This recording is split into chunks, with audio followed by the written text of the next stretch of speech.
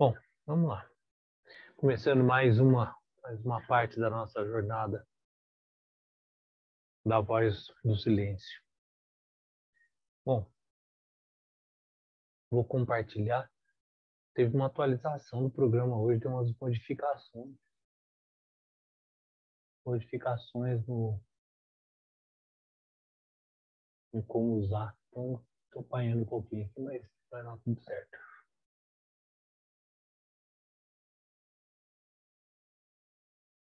Nossa, ficou. Bom, vamos lá. Então, a gente está no verso. Nossa, umas ferramentas novas aqui.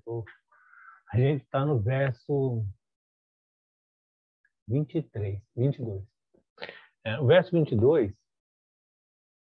ele fala isso, né? 3 salas, ó, peregrino, conduz ao fim das labutas, nos levarão aos 3 estados e ao 4º estado mental, os 7 mundos. Então, a gente falou bem dos 3 estados, dos 4 estados, na verdade, mentais. A gente falou sobre os 7 mundos, e aí acrescentou também os 6 reinos, com a visão do budismo tibetano. E aí, agora, o que a gente vai entrar, que é, na verdade, a continuidade do texto, é falando sobre as 3 salas, né? Que é o mote do texto aqui, né? Onde isso vai nos levar, vai nos conduzir. Então, quais são as 3 salas? Sala da ignorância, sala da instrução e sala da sabedoria. Mas agora a gente vai para os próximos versos que vai discorrer sobre isso. Então, verso 23. Né? Se queres aprender seus nomes, os nomes das salas, né? Então escuta e recorda-te. O verso 24. O nome da primeira sala é ignorância. Avidya é a palavra que é usada para ignorância. Inclusive é a mesma que é usada no yoga como o princípio da nossa existência. É a sala que viste a luz, em que vives e morrerás.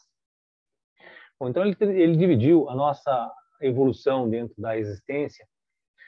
Eu digo ele, né, mas na verdade o texto, né, o texto tibetano divide a nossa existência em 3 momentos, que ele está fazendo uma alusão às salas: a ignorância, a instrução e a sabedoria. A sala da ignorância ele coloca como o nosso mundo, está aí como o mundo fenomênico dos sentidos e da consciência. É a nossa existência aqui, nesse plano. E esse estado ele é ignorância porque a gente ignora a realidade, né? E a gente apega ao que a gente tem de ideia sobre o mundo. Se a gente pegar a filosofia dos kleshas, do Yoga Sutra, é exatamente o mesmo processo. Né? Como é que é o princípio da manifestação? O primeiro princípio é chamado também de avidya. A mesma palavra, vidya, significa conhecimento. É a negação, a avidya, significa o não conhecimento, que é traduzido como ignorância. Ignorância do quê? São 2 aspectos da ignorância. Um é tido como a ignorância primordial, que está aí no texto, inclusive. Ignorância primordial é aquela no qual eu ignoro a existência de algo que observa o mundo através da matéria. Então, basicamente, se a gente puder usar a palavra alma nesse contexto, né, a gente ignora a existência de uma alma, a existência de algo que não é matéria e que vive o mundo através da matéria.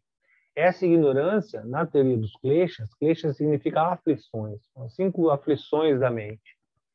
A segunda aflição qual é? Eu não me reconhecendo como algo imaterial, né, que experiencia o mundo através da matéria, entendendo matéria como mente, pensamento, corpo, enfim, todas as suas dimensões mais sutis e mais grosseiras.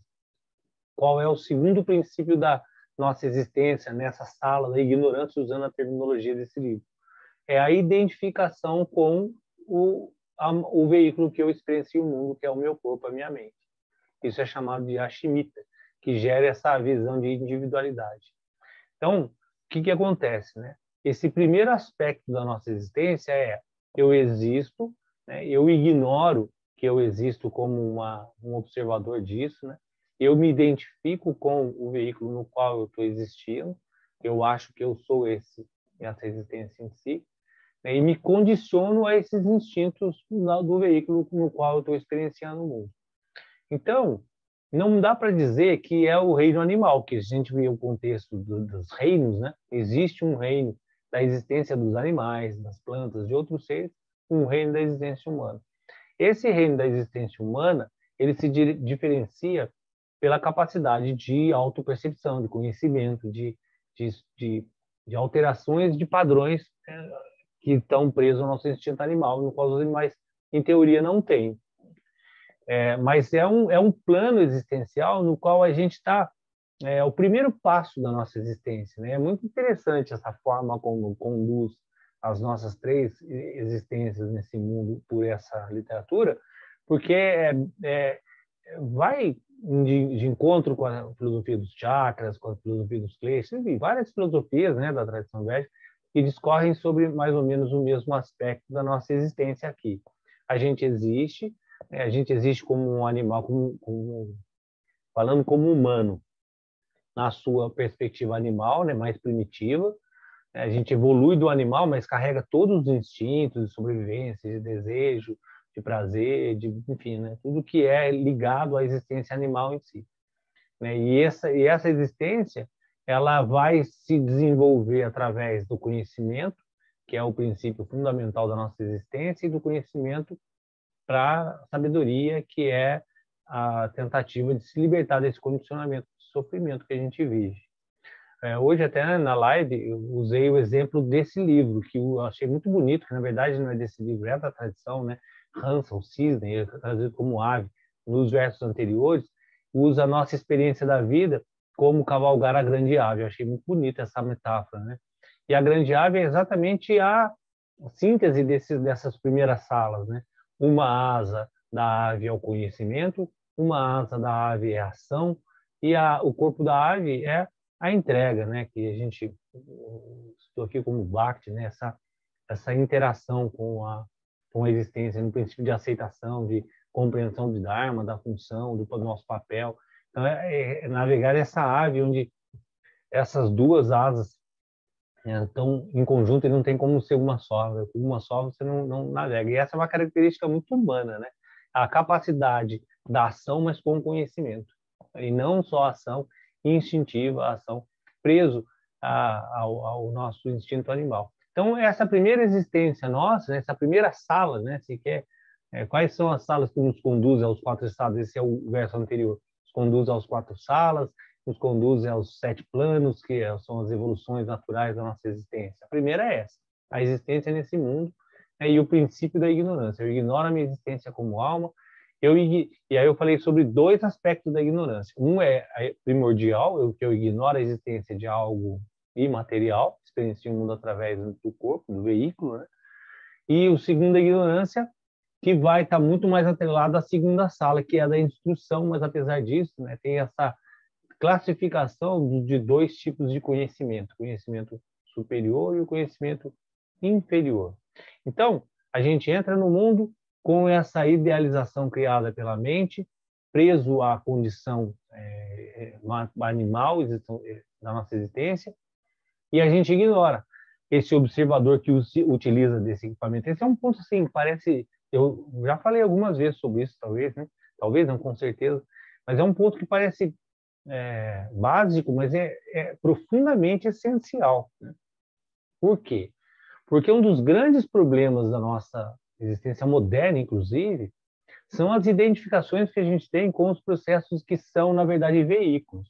Por exemplo, a condição de que se coloca que a pessoa é nervosa ou ela é calma, que a pessoa é ansiosa.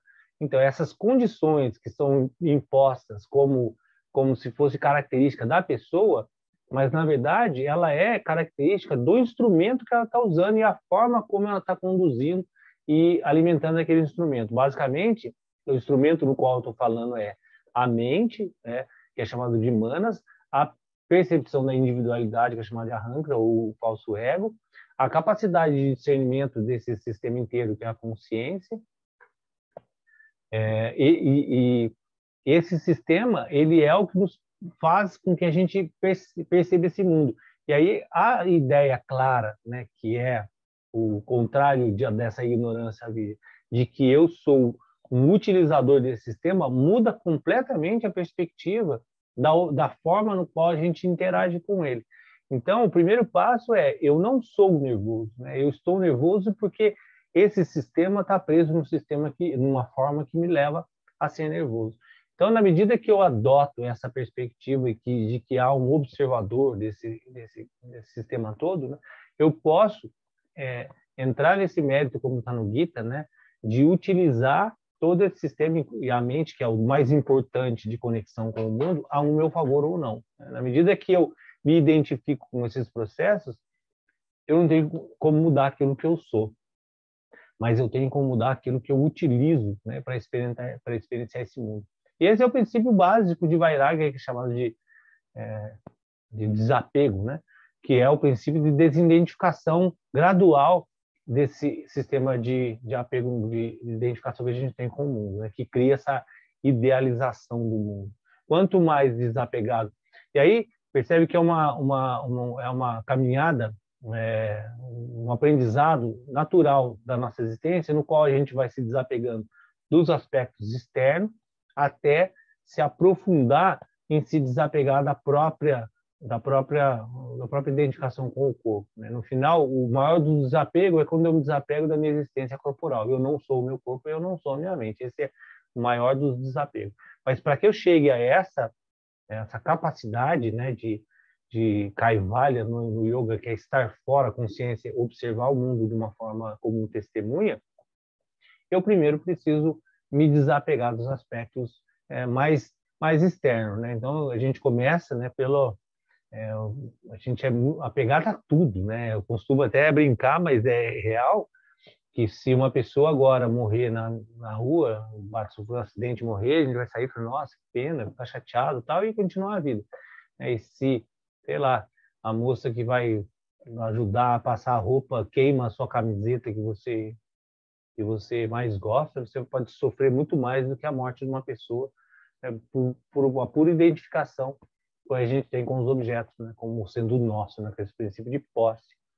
Então, na medida que eu começo a entender isso, né, e todos os movimentos da vida de simplificação geram em torno disso, né, eu ir diminuindo a identificação que eu tenho com essa parafernália externa, e aí eu vou começando a me aliviar essa bagagem, né, que é pesada na minha caminhada, e eu vou começando a perceber que tudo isso, na verdade, é uma grande interpretação, uma ideia que eu tenho do mundo, até eu chegar, em última instância, a compreender que, na verdade, o meu próprio corpo é uma bagagem que eu carrego e que não sou eu, na verdade. Eu só estou utilizando ele e que, em um determinado momento, ele vai ser descartado também, como uma camiseta, como qualquer outra coisa.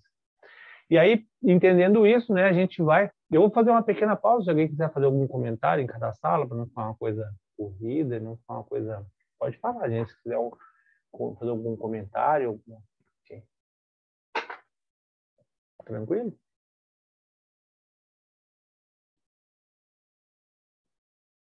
Então, a gente vai para a segunda sala. Entendendo isso, a gente passa à segunda sala, que é chamada de instrução. Então, agora é a asa do conhecimento. E aí percebe que tem muita relação com isso que a gente está falando. A asa da ação, né, da ave, no qual da grande ave que a gente vai cavalgar nessa existência, a asa da ação está ligado muito a essa primeira sala, que é a existência. A existência eu tenho que agir. A flor vai crescer, vai chover, vai dar fruto, o cachorro vai latir, e tudo vai acontecer, né? Independente do cachorro querer ou da folha querer, enfim, tudo vai acontecer porque o mundo é impelido a esse processo, sistema de ação.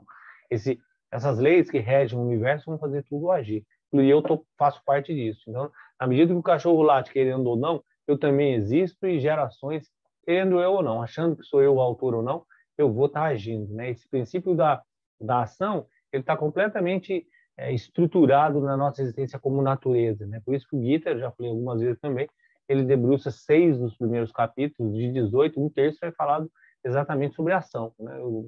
A ideia não é entender se age ou não, mas entender como agir. Então, essa primeira asa é a sala a sala da ignorância, onde eu existo, ignoro a minha existência como alma, estou preso a uma existência material e estou agindo. O segundo é a capacidade humana, né?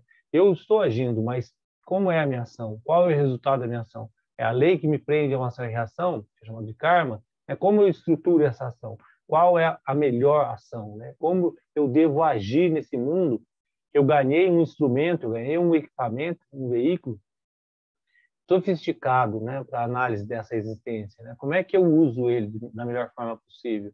E aí eu entro nessa segunda sala, que é chamada a sala da instrução. Nela, a tua alma, que é esse observador, achará flores da vida. Percebe que a área, ele coloca flores da vida porque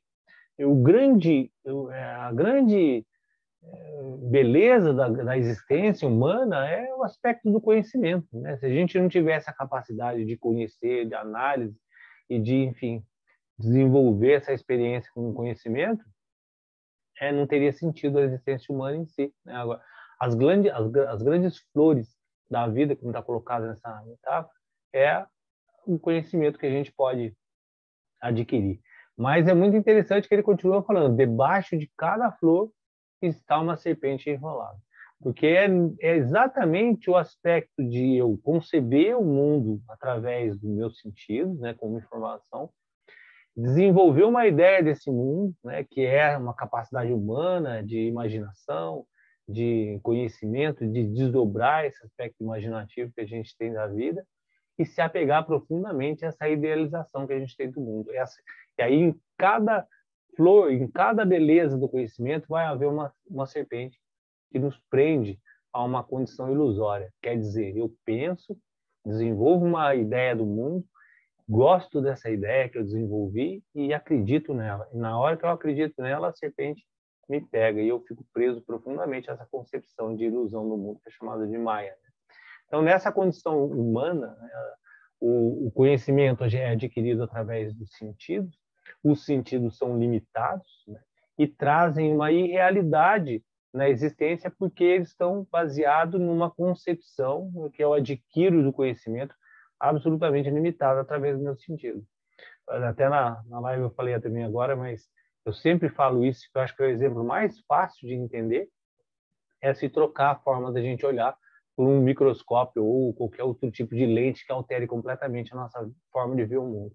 À medida que eu troco a minha condição de enxergar o mundo, a forma como eu enxergo o mundo, eu troco completamente a análise que eu faço dessa existência. Quer dizer, o que eu chamo de homem, mulher, de carro, de árvore, de casa, se eu colocar uma lente microscópica no meu olho, muda tudo, né? Eu não consigo enxergar a forma como casa, como homem, como isso. Tudo isso que a gente está vendo se transforma, apesar de não ter transformado nada. Então, o mundo continua exatamente igual. Só que se eu mudo a forma de captar essa informação, eu mudo completamente a concepção daquilo que eu acredito como realidade, né? Não sei se fica claro, mas dessa forma fica muito claro esse aspecto de Maia. Eu concebo o mundo idealizando, né, através das informações que eu tenho. Absolutamente ele não é isso, né? Ele é só uma ideia. Então, na medida que eu começo a desenvolver esse princípio, que é fundamental para a nossa caminhada, né? Entender que a concepção disso é uma irrealidade. E aí é muito bonito a gente voltar um pouquinho, quando a gente falou no encontro passado sobre os reinos, e o Lama, que eu não me lembro o nome, fez um comentário no texto antes, que ele fala assim, devemos acreditar ou não na existência dos reinos em si? E aí, essa é a pergunta. Existe inferno mesmo? Não existe inferno? Existem condições, né, de planos astrais, etc, etc. Isso é real ou é ilusório? E aí ele coloca exatamente essa questão, que no final tudo é ilusório, porque tudo é uma concepção da mente, é uma ideia que a gente cria sobre as coisas. Mas, né, a beleza no desenvolvimento do aprendizado é gerar uma realidade, né, que nós atribuímos e acabamos estruturando nossa caminhada através dessa realidade criada. Então, não é para desprezar a nossa realidade que é criada de forma ilusória, porque essa é a forma como a gente vê o mundo. Mas entender e não se apegar a essa estrutura ilusória. Esse é o grande ponto, né? O ponto não é negar a existência como real e criar tudo isso é uma ilusão, então não faz sentido. Não. Né? Tudo isso faz sentido, mas não é real. Eu estou apegado simplesmente, eu estou desenvolvendo simplesmente uma ideia e entendo isso como a minha realidade nesse momento, a forma como eu consigo entender o mundo nesse momento. E aí sempre eu dou também o exemplo da criança, que ajuda muito nessa compreensão. A criança, ela cria um mundo ilusório absolutamente idealizado em fantasia, e aquilo para ela é uma realidade. E não está nem errado, nem certo, nem é melhor, nem pior. É a realidade no qual ela se apega e desenvolve a existência dela baseado nessa realidade que ela cria. À medida que ela deixa de ser criança, ela gera uma outra percepção do mundo, né? Uma nova criação de uma nova realidade que também é ilusória, mas passa a ser a realidade naquele momento. E essa escada, né, para a gente necessária de desenvolvimento do conhecimento limitado, é aí nesse ponto que tem os dois conhecimentos, chamados de inferior e o conhecimento superior. Qual é o conhecimento inferior? Aquele que eu adquiro com os meus sentidos e desenvolvo tudo isso que eu estou colocando, que é essa ideia do mundo. Qual é o conhecimento superior? Quando eu consigo, né, aquietar minha mente, e esse é o princípio da meditação profunda, os estados mentais que a gente viu nas conversas anteriores, no qual eu consigo conceber uma realidade que transcende a ideia mental, né? Que esse seria o conhecimento superior, o conhecimento verdadeiro daquilo que está além da concepção mental, né?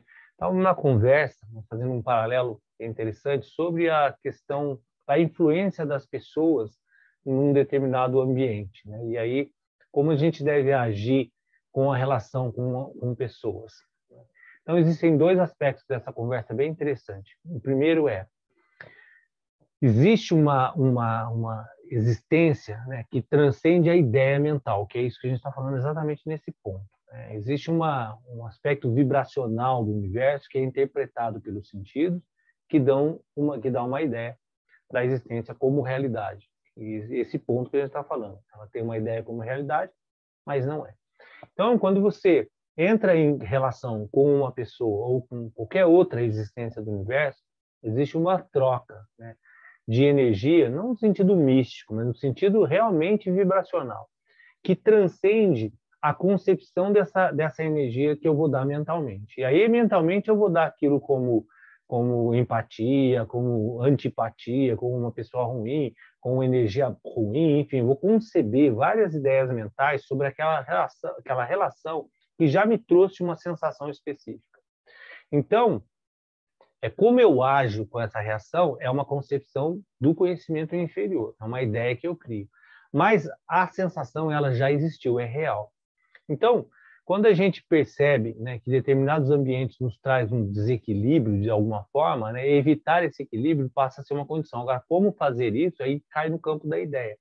Mas o outro aspecto dessa conversa que é bem interessante é a gente entender, né, as nossas relações, como elas sempre são do grosseiro para o sutil. Quem está lendo aquele livro do Iyengar, que eu indiquei até na formação Luz na Vida, ele concebe uma ideia do yoga espetacular através dos 5 coxas, né, dos 5 invólucros, das 5 dimensões que a gente atua no mundo, e sempre conduzindo do grosseiro para o sutil. Né? E aí, se a gente pegar nesse aspecto, ele vai colocar, né, os corpos grosseiros, os asanas, enfim, a gente primeiro trabalha o corpo, o aspecto mais grosseiro da existência, que a gente se identifica mais fácil, e vai sutilizando. Por que eu falei tudo isso? E aí eu vou dar o exemplo do período que a gente está passando de pandemia, que é muito claro para entender isso que eu estou falando. Né? O que acontece? Quando você tem uma relação grosseira da nossa existência, do corpo grosseiro, quer dizer, existe um vírus, e esse vírus ataca a gente, esse ataque gera um problema respiratório X, esse problema respiratório me leva para o hospital, eu contamino outra pessoa, eu posso ser entubado, eu posso morrer, tudo isso é muito claro e de uma forma muito grosseira, não no sentido pejorativo, no sentido muito empírico, está lá, né? Está aí, né? Você pega o vírus, pode ir para o hospital, pode ficar doente, morrer, você está vendo isso, né? Não há discussão sobre uma questão clara e grosseira dessa. Não? Quando entende isso de uma forma grosseira nesse sentido, né, físico, o que eu faço? Eu uso máscara, eu me afasto, né, os princípios básicos que a gente está utilizando no protocolo hoje, né, distanciamento, usar máscara, se vacinar, né, tudo isso para quê? Para que eu não contamine outra pessoa e que eu não corra o risco de sofrer todas essas consequências do meu corpo físico. Isso está claro? Está claro. Então, eu me afasto da minha mãe, eu me afasto das pessoas que eu mais gosto, para que ela não se contamine, para que ela não fique mal, eu também não. Existe uma relação de troca, no qual está muito claro para mim que eu me afasto daquela pessoa para o meu bem e para o bem dela também. Tá certo? Tá certo. Então fica bem claro, todo mundo faz isso, quase todo mundo, né? Faz isso de uma forma muito consciente. Por quê? Porque a gente tem essa visão grosseira. Agora, Se uma pessoa te faz um grande mal, um aspecto mais sutil da existência, não tem essa visão tão clara e grosseira quando um vírus vai lá e coloca você no hospital, mas ela te desestrutura mentalmente, que pode ser até muito pior que o vírus, e ela causa talvez um mal muito pior que o mal físico aparente, que lá na frente pode ser um mal físico aparente depois, mas ela vai se desestruturar de uma forma mais sutil. Como é sutil, e como eu não tenho essa sutileza de percepção, isso para mim não se torna uma realidade. Então, eu me afastar de uma pessoa que me causa um mal, mas talvez pior que o vírus, mas ele é um mal num aspecto mais sutil, eu não tenho essa atitude. Né? E aí eu começo a justificar várias coisas para que eu me aproxime. Não tem por que eu ficar distante, mas tem por que eu ficar distante se eu pegar vírus. Aí eu fico longe, né? Porque daí eu fico doente. Agora, se essa pessoa me desestrutura de uma forma mais sutil, aí não. Né? Aí eu não consigo entender por que eu tenho que me distanciar ou não. Então é interessante, né? Porque esses aspectos que eu estou colocando, eles estão muito ligados a essa condição humana de identificação que a gente tem com o aspecto mais grosseiro da existência. O que é real? Aquilo que eu vejo. O que a gente discutiu nos planos dos estados mentais. O que é a realidade? É a vigília. Né? O sonho não é realidade, porque é uma condição mais abstrata da minha existência. Eu só identifico como realidade aquilo que eu vejo de uma forma grosseira. Então percebe que da sala primeira, né, da ignorância, onde eu me identifico com o corpo, para a segunda, é o passo no qual eu tenho, então, agora a condição de desenvolver o conhecimento, né, mesmo de uma forma limitada, e esse conhecimento vai me tirar dessa condição de ilusão. Mas aqui estão as serpentes, que vão desenvolver todo esse aspecto de apego, ilusão, desejo, prazer, que eu me identifico com esse conhecimento mais grosseiro. Fica claro? Por isso que essa sala da instrução estão com as serpentes, porque as serpentes, elas são um conhecimento no qual eu não consigo conceber a ideia ilusória desse conhecimento e me apego a ele. E aí o que é? Vírus me deixa ruim. Uma pessoa que tem vibração, isso não existe. Imagina, vibração eu não consigo ver. Vibração eu não tenho a prova, né? Eu não tenho o aspecto real, não fui para o hospital, mesmo que vá, né? Porque no final, uma pessoa que derruba você num aspecto mental mais sutil, as doenças vão aparecer de uma forma ou de outra lá na frente, você pode ser até de uma forma muito pior que um aspecto mais grosseiro. Então, a gente tem duas caminhadas claras aí nesse primeiro momento, né? Da existência em si, né? E aí a gente se apega ao nosso corpo, e o segundo, de desenvolver esse conhecimento, né? Que é a sala da instrução, com todas as suas armadilhas, mas é a única forma que a gente tem, e a mais bonita, inclusive, né? Que é aí, por isso, as flores da vida, do ser humano conseguir entender a sua existência em si. E aí, sempre começando do grosseiro, a gente vai começar a entender aspectos mais grosseiros, se desapegar das coisas mais grosseiras, compreender as coisas mais grosseiras, para que a gente se desenvolva nos aspectos mais sutis. Né? A ideia de um afastamento, de uma reclusão, de uma internalização humana, né, às vezes ela tem que ser feita através de um aspecto mais grosseiro, como a gente está vivendo, para que a gente compreenda a necessidade de uma internalização do aspecto mais sutil, que vem com a sutilização da nossa existência em si. E aí vem todo esse princípio de purificação da nossa existência, né, que é muito falado dentro desse contexto do yoga, de uma forma geral. A vida é esse processo de purificação. Agora eu vou fazer uma pausa, que eu acho que, com certeza, eu acho que vocês devem ter alguma coisa para colocar, porque esse assunto é bem interessante de uma forma geral. Antes da gente entrar na terceira e última sala, a sala da sabedoria. Danilo, eu ia perguntar, mas eu tive um probleminha aqui no meu computador. Quando ali no verso 25 ele diz: Tu viste a luz e Sim. viverás e morrerás. É a sala em que viste a luz, em que vives e morrerás. É. Isso aí que ele coloca aí. Tu vistes a luz. É o fato de nós estarmos no mundo? Exatamente. É. Não é o ver a luz em termos de encontrar algo que você... É a luz no sentido, né, transcendente, não é? E ver a luz no sentido de eu existo. Eu estou aqui nesse mundo. Aham. Ok.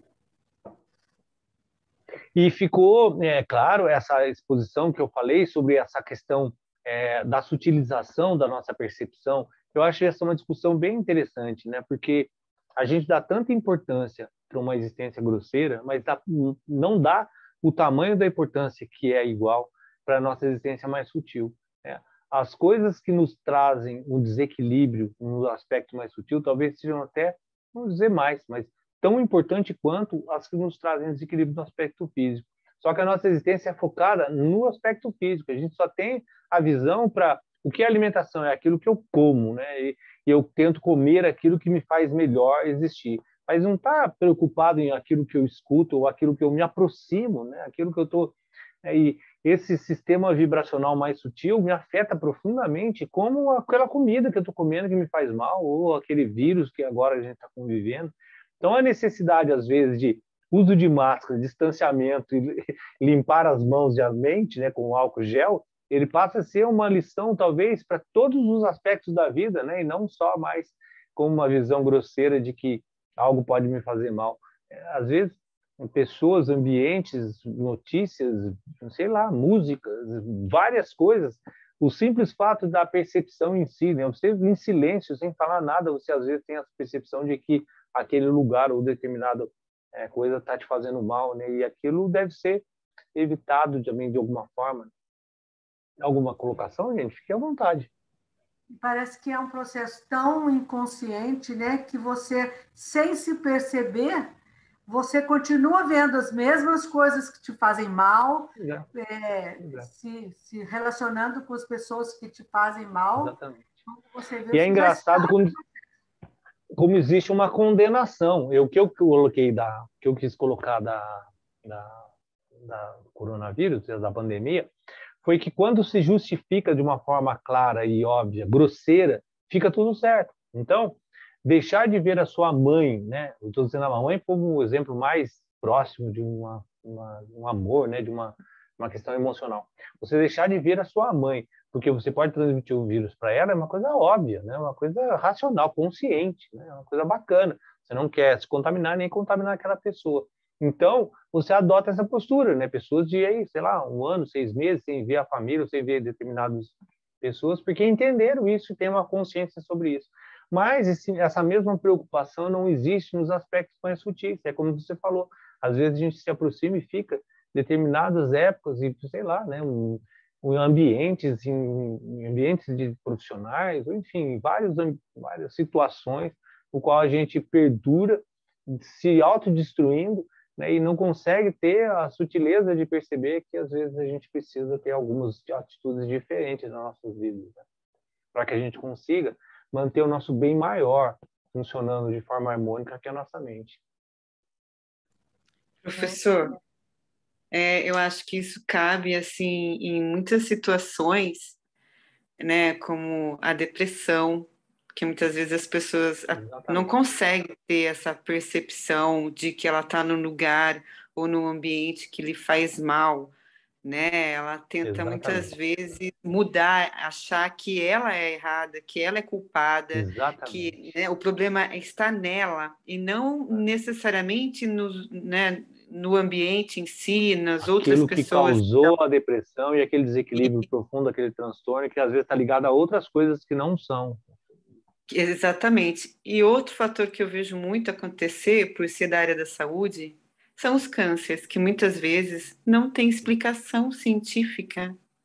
Uma pessoa totalmente saudável, feliz, no sentido de não ter sofrimento na sua existência corporal, como alimentação, saúde, enfim, todos os seus desejos e suas sonhos e vontades são realizados, mas fica incompreensível entender o porquê que ela acaba adquirindo, né, tal tipo de câncer com tanta velocidade, com tanta agressividade.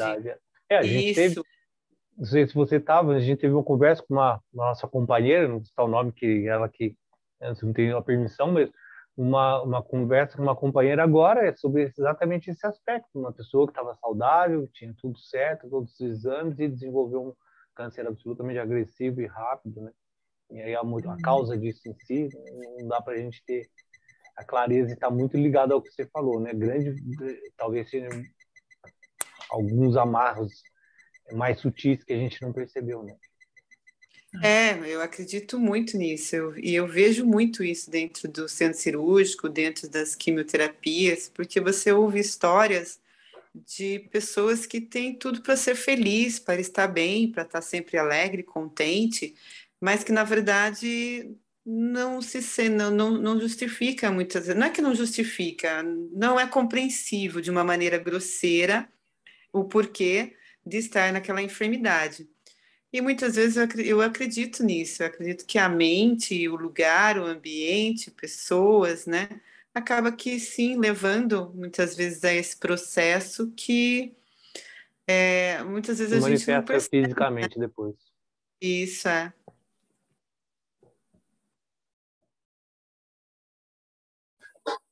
Danilo, Pode falar.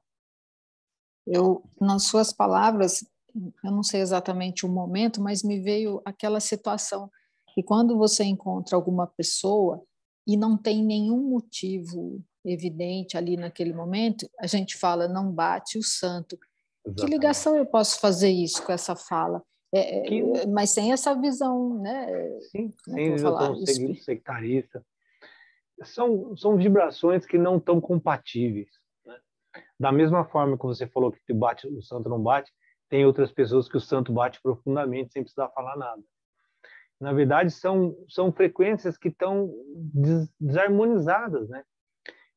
A gente vive se aproximando de núcleos que têm mais afinação com a gente de alguma forma.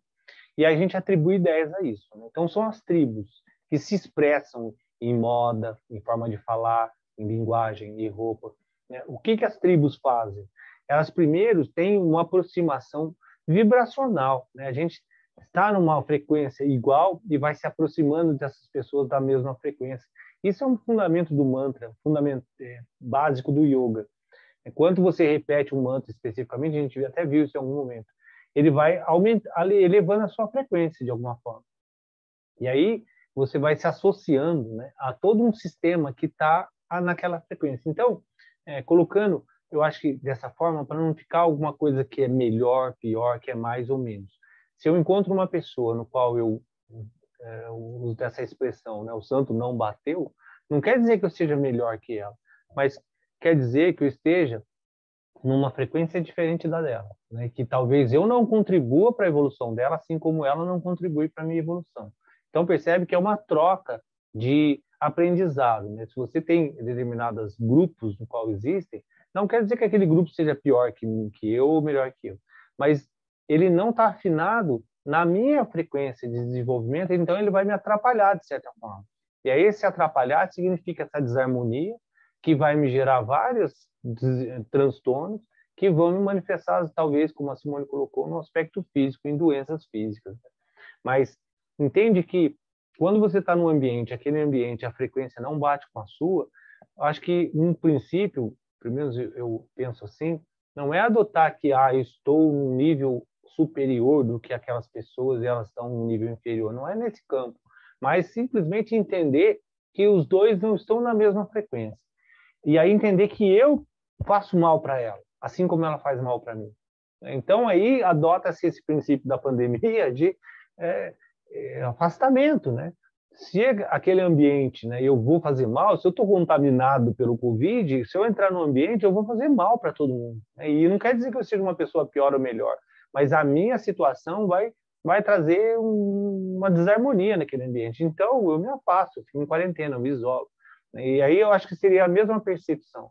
Na hora que você encontra ambientes, pessoas, lugares onde você não se sente bem de alguma forma, esse é um treinamento do yoga que eu acho muito bonito, né? De você ir treinando através dos asanas, do pranayama, dessa prática constante, e dando uma sutilizada na existência, né? E dando uma capacidade de uma percepção um pouco mais sutil. E aí você entrou, cruzou com uma pessoa, o ambiente não está legal, quer dizer que eu seja melhor que aquele ambiente, mas não é para mim, né? Não é para mim. E aí evitar, pode falar, claro.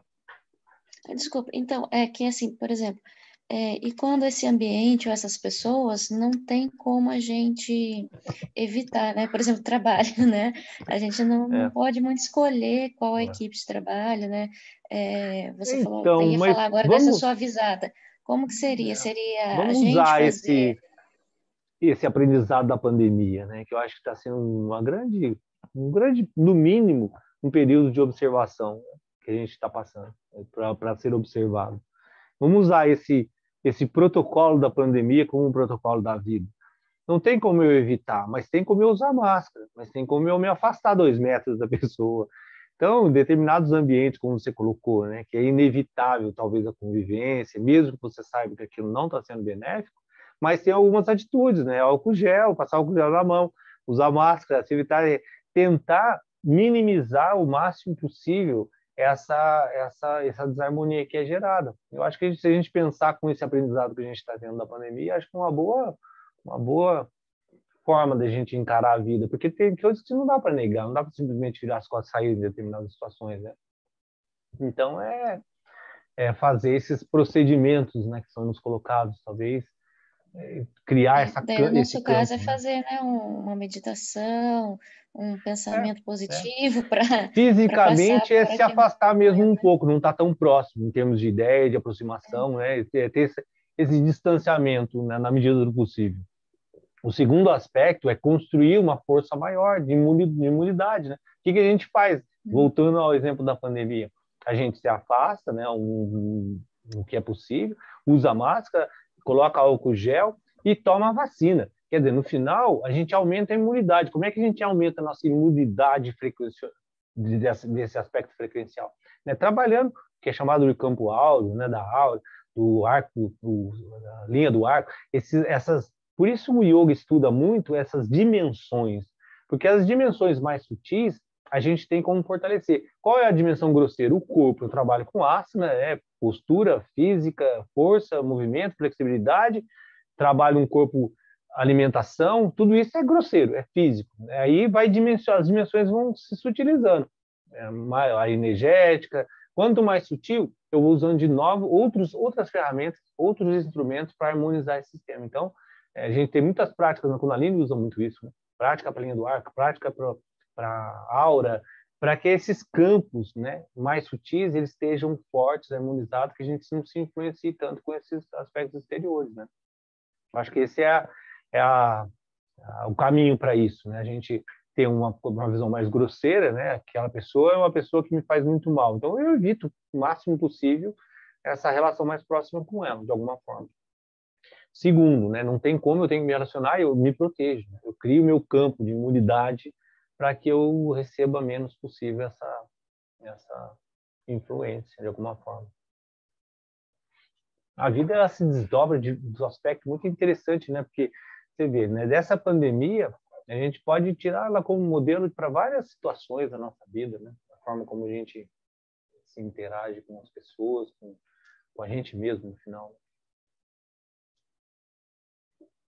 Mas é muito bacana a gente tirar um tempinho para se preocupar com essa influência que a gente não vê, que não está tão claro para a gente, né?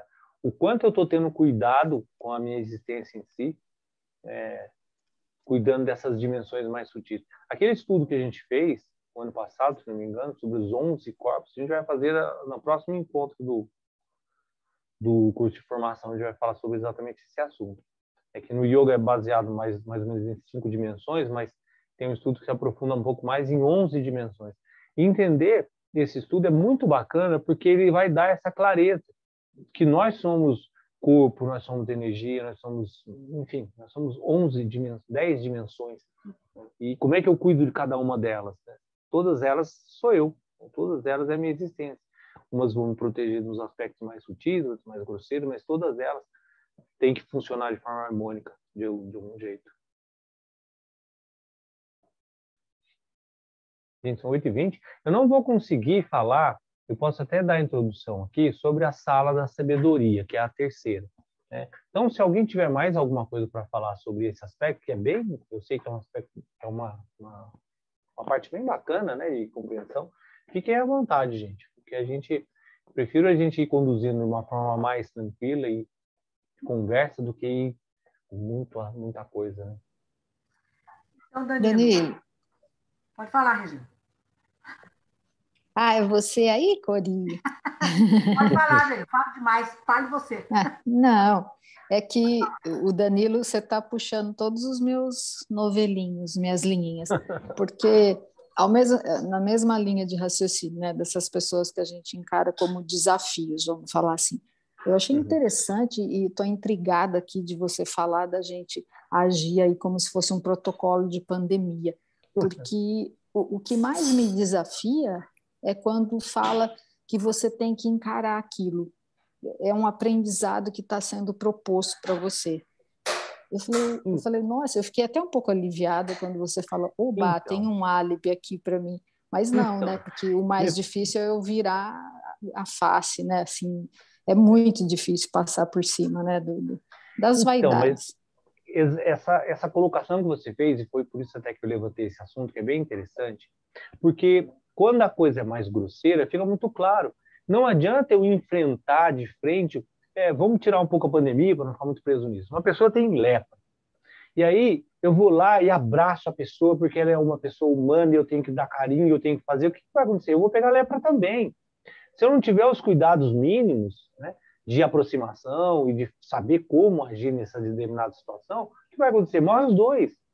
Isso fica muito claro quando é grosseiro, né? Eu vou lá, eu pego o vírus, eu posso ser entubado, então eu não vou. E ninguém recrimina isso. Ninguém vai falar assim, mas você é uma pessoa insensível porque você não viu a sua mãe. Falando da mãe, minha mãe já morreu, já bem antes da pandemia. Mas, enfim, ninguém vai falar assim, você é insensível porque você não vê a sua mãe, você tem que ver a sua mãe. Não, eu não vejo minha mãe porque eu sou um cara consciente. Se eu for lá, eu posso botar os dois no hospital. Percebe? Isso é claro, Regina. Agora, quando o aspecto é mais sutil, as pessoas entram num campo não, você tem que ser, você tem que passar esse seu desafio. Não é, porque de repente eu não tenho a capacidade suficiente para me livrar daquele processo e os dois vão não se beneficiar dessa. Então, conseguir ter essa clareza, esse discernimento com elegância, né, com educação, né, sem extremismo, né, sem simplesmente, mas na medida do possível, com uma compreensão, a gente consegue entender que tem certos aspectos que eu posso ajudar, tem certos aspectos que eu não posso ajudar, tem certos aspectos que eu não vou ser ajudado naquela situação, enfim, né? É tentar ter esse discernimento, uma palavra no yoga absolutamente buscada, né, em sânscrito chama de viveka, né, que tudo se culmina nesse aspecto de viveka, né, que é a capacidade de discernimento, né, de compreensão com consciência, né? Isso que você falou é uma coisa muito interessante mesmo, né? Que as pessoas empurram a gente para situações no qual às vezes a gente está vendo que não dá para mim. Eu não tenho condição de lidar com aquela situação. Mas você tem que enfrentar, você tem que ser caridoso, sei lá, qualquer palavra que se usa, e joga o cara para morrer junto. Não tem sentido isso.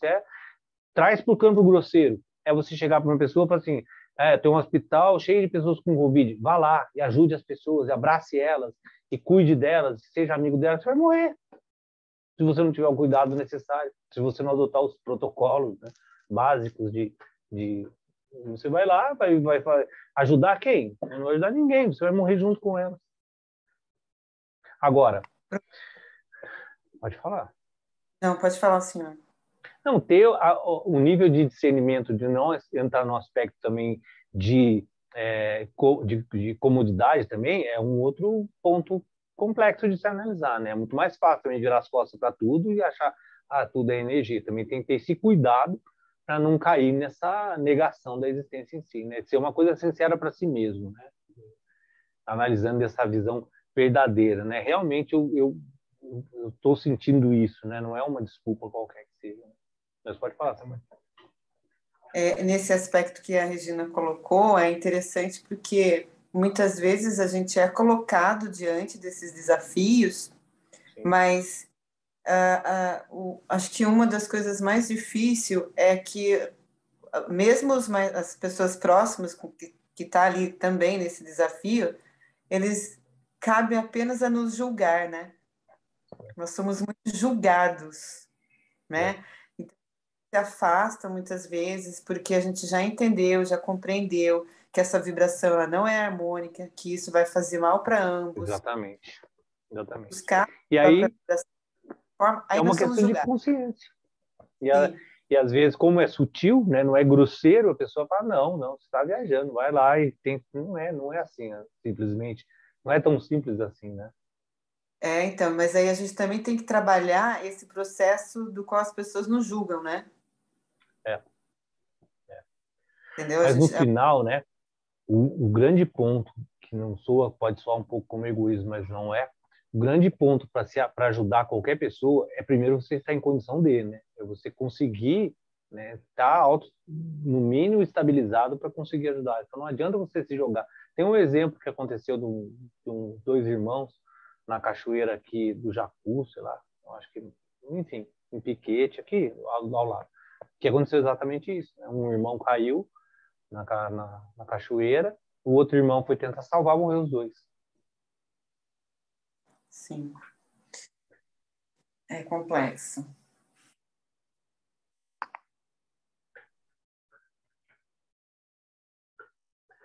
Fiquem à vontade, gente. Porque como são 8h27, eu acho que eu nem vou entrar no aspecto da sala da sabedoria, vou deixar para o próximo encontro, tá? Porque eu acho que não teria por que a gente fazer essa correria. Eu acho que esse ponto é um ponto bem, bem bacana da gente refletir, né? Essas duas salas da nossa existência. A primeira, a sala da ignorância, né? A sala da existência em si, e para que eu saia da ignorância, a sala do conhecimento, que é essa busca, né, de autoconhecimento, de entender como funcionam as coisas, que é a sala das armadilhas, né? Então, Danilo, eu penso que, para mim, o mais difícil, quando a gente fala do campo sutil, são os diálogos internos da gente, né? Que a gente quer sair, mas não consegue, a gente briga com a gente mesmo, a gente briga com o outro, né? A gente julga. Eu acho que isso é muito difícil, né? Muito. E Mas é um caminhar, né, mesmo? Uma tem um estrada ponto rosa. importante aí na sua colocação, que é o aspecto egóico.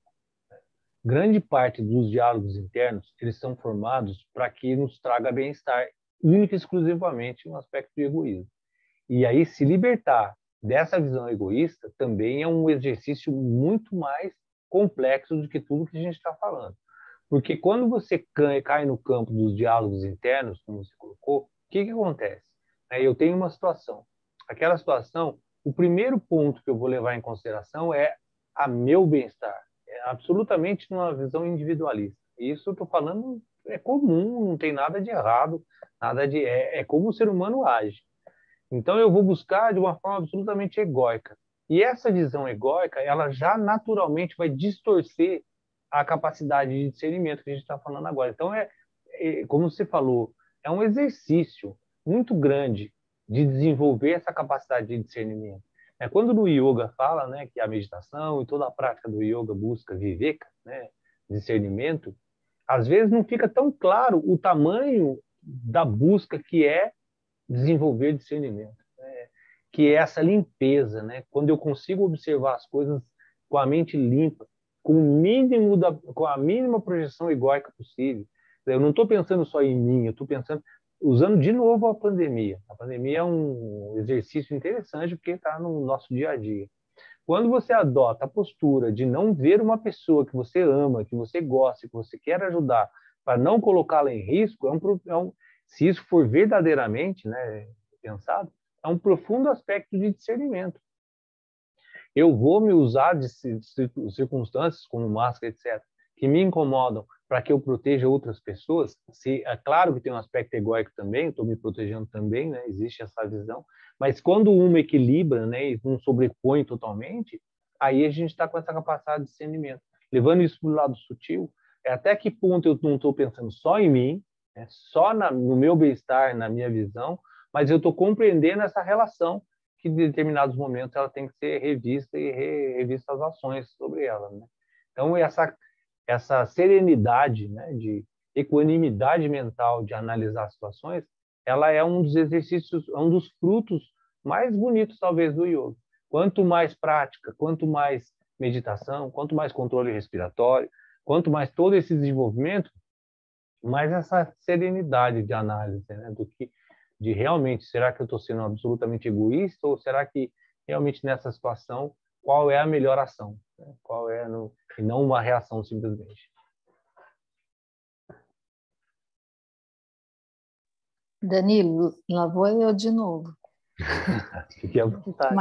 Mais uma linha que eu vou puxar. Eu queria ser correta e lembrar quem que falou essa frase, mas eu não estou lembrando aqui. Enfim, não é minha, óbvio.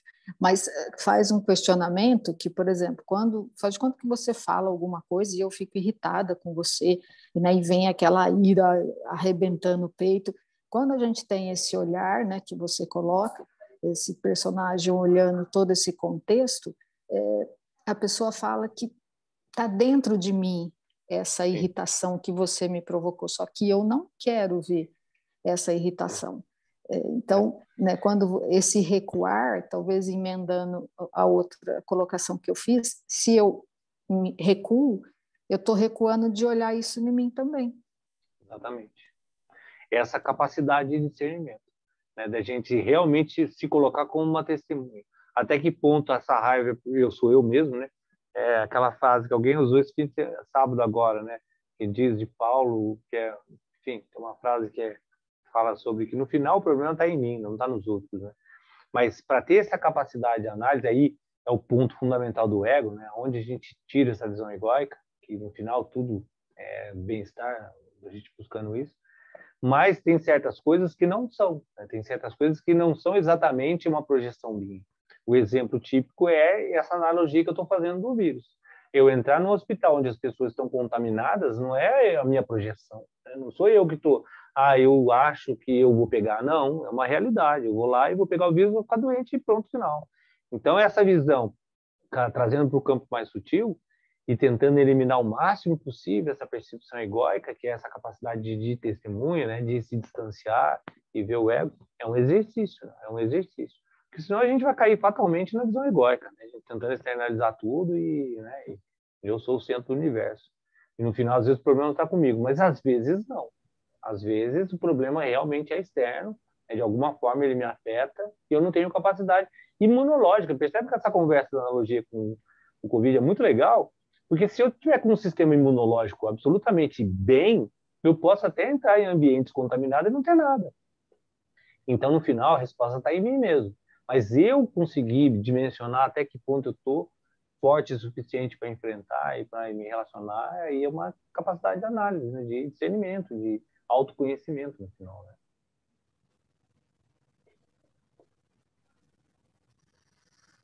Nossa, não. Mais uma noite pensando.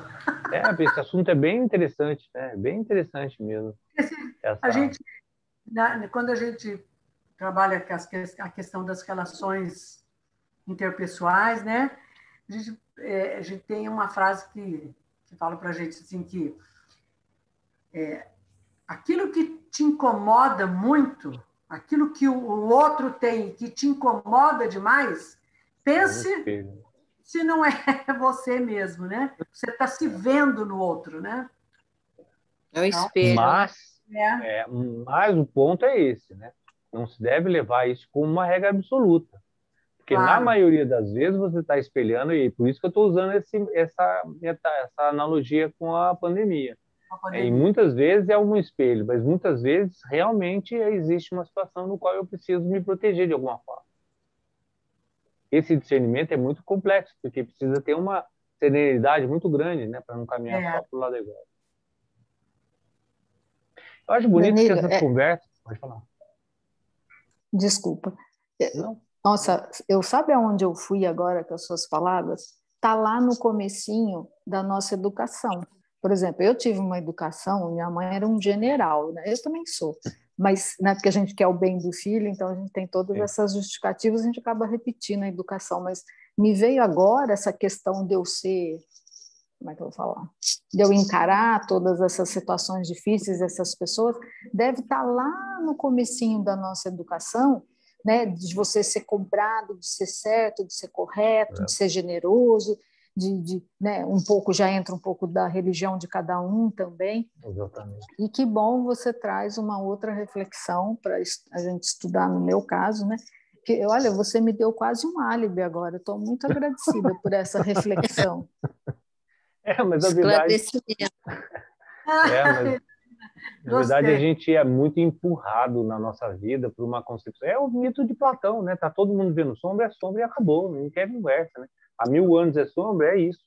E a gente às vezes é muito empurrado por umas situações no qual se a gente não tiver essa capacidade de discernimento, de calma, de análise, você simplesmente é ladeira abaixo, né? Você empurra e vai rolando, não tem. Verdade. Eu acho que o que eu ia falar, né? Uma das coisas que eu acho bonita do yoga, de uma forma geral, né? Que vai existir em outros lugares também, né? Não estou falando que yoga é a melhor coisa do mundo, é a única, não é nesse sentido, mas porque eu pratico yoga, eu vou falar do yoga. Que eu acho muito bonito é essa capacidade de treinar isso, discernimento, serenidade, né?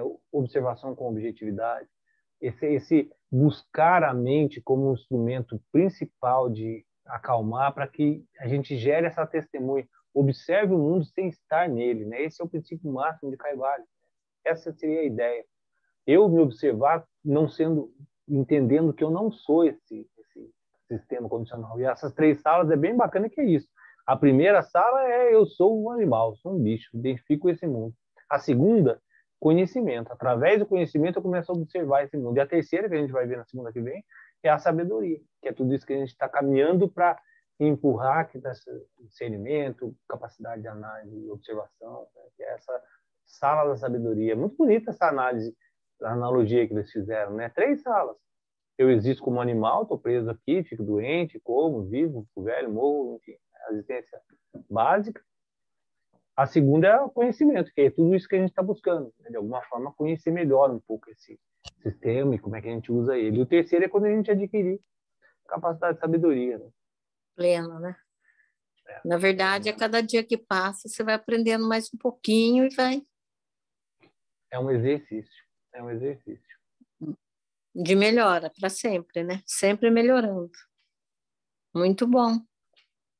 As linhas da Regina foram ótimas. No final são as mesmas, né? Todos nós somos São puxando as mesmas. Verdade. Gente, mais alguém quer fazer mais alguma colocação? A gente ficou então parado na sala da sabedoria próxima que a gente vai falar. Foi muito legal isso tudo hoje, viu? Bacana. Esse livro eu tô achando uma jornada muito bonita. Tem sido mesmo. Eu acho legal o poder de síntese que tem a poesia, né, de certa forma, porque você vê a gente tá estudando isso daqui há quanto tempo e cada verso que a gente tem um conteúdo tão grande num conjunto tão pequeno de palavras, né? Exatamente. Então, eu acho que é muita ideia do Sutra, né? Reduzir tudo em poucos conceitos e tá tudo ali. O conhecimento tá tudo ali. Basta a capacidade de compreensão. Ele vai se desdobrando. Olha, parabéns. E parabéns aos tibetanos que deixaram essa obra para a gente. Que é o que você falou, né? Sim, além de tudo, a beleza da linguagem, né? Nossa, muito bonita. Rica. Muito rica. Ó. Gente, mais uma semana começando. Agosto, já passamos do meio. Amanhã, quem puder, amanhã a gente vai ter uma prática bem bacana, que eu chamei de sadhana de inverno, que é uma prática para ser praticada no inverno. Uma série de Hatha Yoga bem bacana para inverno. Movimento, enfim. Amanhã. Quem puder amanhã estar juntos. E segunda-feira que vem a gente continua, então, com a nossa caminhada com esse livro espetacular. Boa noite a todos. Muito obrigada. Obrigada. Paz e bem. Boa noite.